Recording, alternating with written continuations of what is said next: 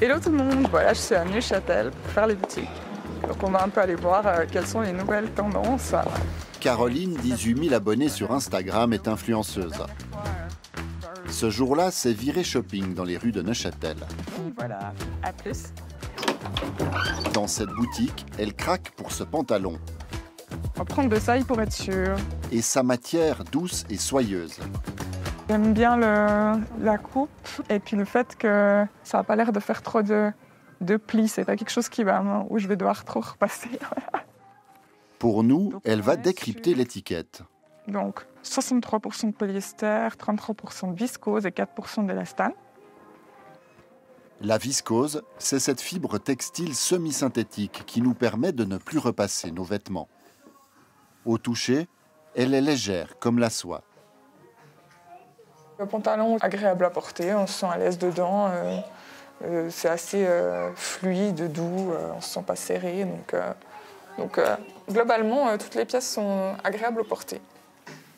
Présente dans toutes les marques de prêt-à-porter, la viscose est devenue incontournable dans l'industrie textile. We build a greener future with great innovative products that are efficient and sustainable.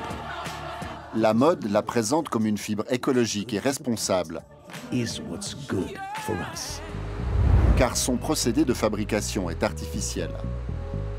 Pour obtenir la viscose, de la cellulose est extraite de pulpe végétale. Puis elle est dissoute dans un cocktail de produits chimiques pour créer une fibre textile.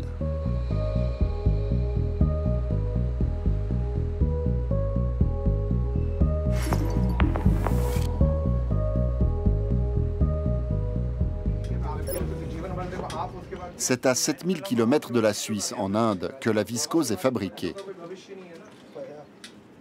Dans le centre du pays, cette usine appartient à l'un des leaders mondiaux de la production. Mais ici, cette fibre aurait une face cachée. En 2018, les autorités indiennes de contrôle de la pollution ont mené une étude sur les effets de la pollution de l'air et de l'eau sur la santé des habitants de la région. Dans ce rapport que nous nous sommes procurés, elles accusent le fabricant de viscose de rejeter dans l'environnement les produits chimiques qui servent à sa fabrication. La contamination des nappes phréatiques est due au déversement indiscriminé d'eau traitée et non traitée par la division chimique de Grasim Industries à Nagda. Dans une autre étude datée de 2020, elles enjoignent le fabricant à prendre des mesures immédiates pour cesser cette pollution. Autour de l'usine, un avocat sillonne la campagne pour documenter les conséquences de cette pollution sur l'environnement et les hommes.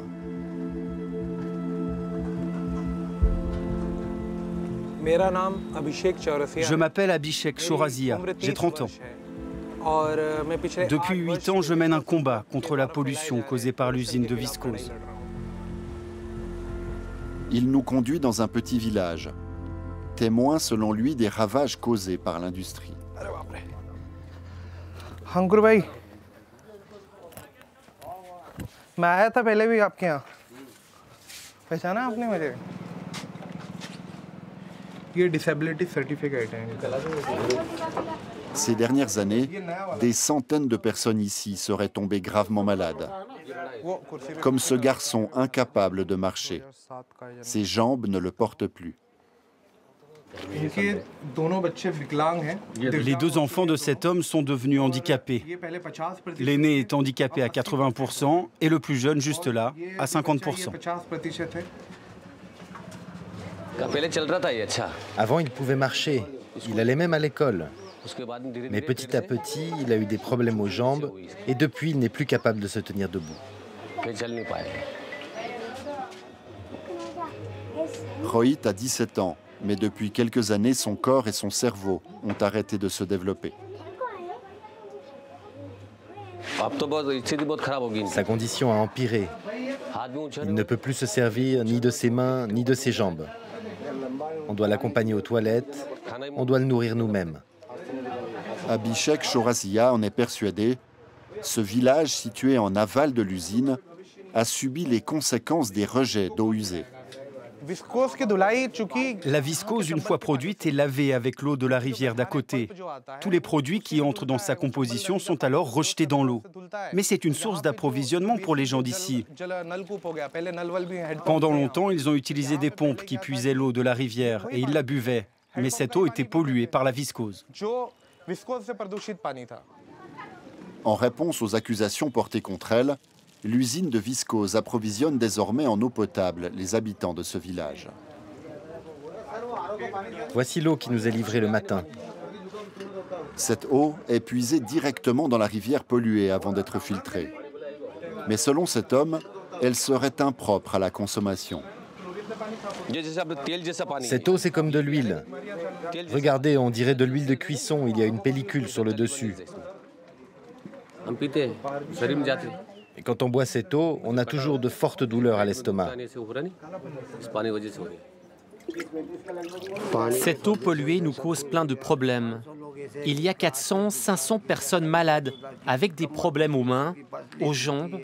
Parfois, c'est tout le corps. Il y a des problèmes aux reins. Certains ont perdu leur motricité, d'autres ont des cancers. L'eau de cette rivière qui coule le long de l'usine n'empoisonnerait pas seulement la vie des habitants. Les terres alentours seraient elles aussi toutes malades. Ici, c'était ma ferme. Tout ce champ était à moi. Kaluram Joshia, 60 ans, a longtemps fait pousser ici du fenouil, des petits pois et des légumineuses. Mais depuis des années, son champ est à l'abandon. Les sols ne sont plus fertiles. Avant, ici, on cultivait tout en quantité et en qualité. Mais désormais, rien ne pousse. Cette terre est devenue stérile. L'agriculteur irriguait ses champs avec l'eau de la rivière. À cause des produits chimiques, l'eau est devenue corrosive. Elle se répand dans les sols. Et dès que l'on arrose, la terre et nos plantations se décomposent. Cette eau, c'est du poison. L'usine de viscose qui a longtemps déversé ses eaux usées dans la rivière appartient au groupe Birla, un géant de l'industrie en Inde qui pèse 65 milliards de francs. Depuis 8 ans, l'avocat Abhishek Chaurasia est en croisade contre le groupe. Il veut poursuivre en justice ceux qui l'accusent d'avoir empoisonné la région. Là, ce sont tous les courriers que j'ai reçus de la part du fabricant de viscose. Ils m'attaquent en diffamation à travers leurs avocats. L'avocat n'a jamais réussi à faire condamner le groupe, le principal pourvoyeur d'emplois dans la région. Alors, il appelle le monde de la mode à cesser de se fournir en viscose. Ils vendent la viscose comme une matière responsable alors qu'elle ne l'est absolument pas. Sa production détruit la vie des gens, répand les maladies. La fabrication de viscose pollue les rivières, la terre et l'air aussi.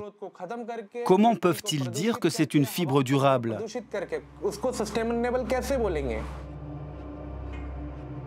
Abhishek Chaurasia assure que malgré les directives imposées par les autorités, l'usine continue de déverser ses eaux usées et toxiques dans la rivière.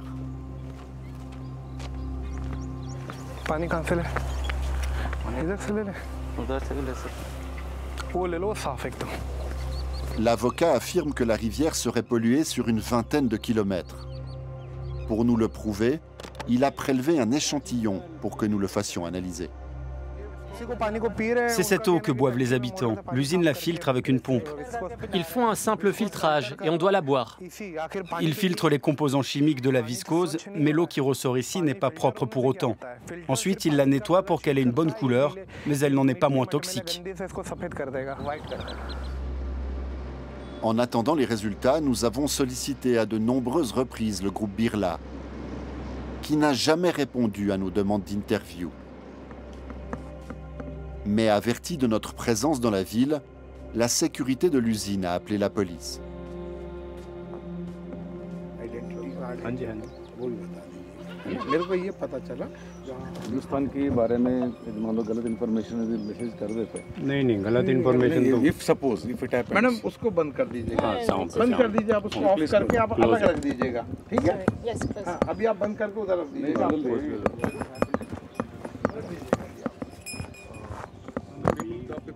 Avant la fin de notre tournage, les autorités nous contraignent à quitter la ville.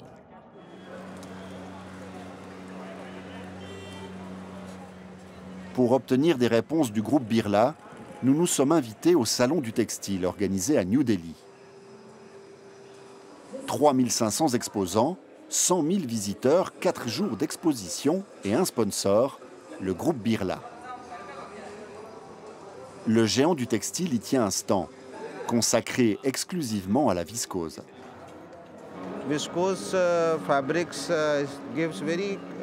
Les tissus en viscose sont très doux au toucher et le drapé est excellent.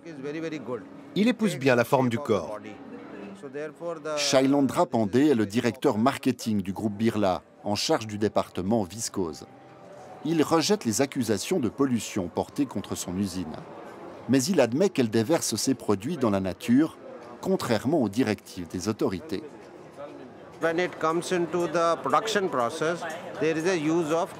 Dans le processus de production, nous utilisons des produits chimiques. Et donc avant, certains pensaient que c'était une industrie polluante. Mais quels que soient nos rejets, même les rejets chimiques, nous suivons les procédures pour être sûrs que cela n'a pas d'impact sur l'environnement. Mais il y a des gens qui disent que certains tombent malades à cause de cette pollution. Non, je pense que ce n'est pas vrai. Dans toutes nos usines de fabrication de viscose, nous faisons extrêmement attention à ce que nous faisons. Et si ce n'était pas le cas, nous n'aurions pas toutes ces certifications d'agences internationales. Donc nous suivons à la lettre les exigences environnementales. Les résultats de l'eau de la rivière que nous avons fait analyser disent autre chose. Comme dans les relevés faits par les autorités il y a 5 ans, les scientifiques ont trouvé dans l'eau une importante présence de TDS, des solides dissous. Selon l'OMS, une présence supérieure à 2000 mg par litre est mauvaise pour l'irrigation. Dans la rivière, les taux sont de 5000.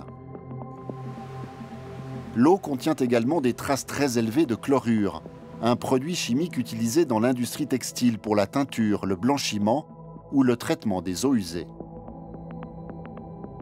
Rejeté dans la nature à forte quantité, il détruit les écosystèmes et est toxique pour l'homme. Il entraîne notamment des maladies rénales et peut provoquer des problèmes de peau. J'ai l'impression d'avoir des petites bêtes qui se promènent dans mon corps. Ça me démange partout. Je ne sais pas si j'ai attrapé une maladie naturellement ou si c'est à cause de l'eau. Ce que je sais, c'est qu'on nous force à boire cette eau qui est polluée. Et dans le village, vous trouverez beaucoup de personnes comme moi. Dans cette région indienne, malgré les alertes des autorités et le combat d'Abhishek Chaurasia, jamais aucune étude n'a été conduite sur la santé des habitants.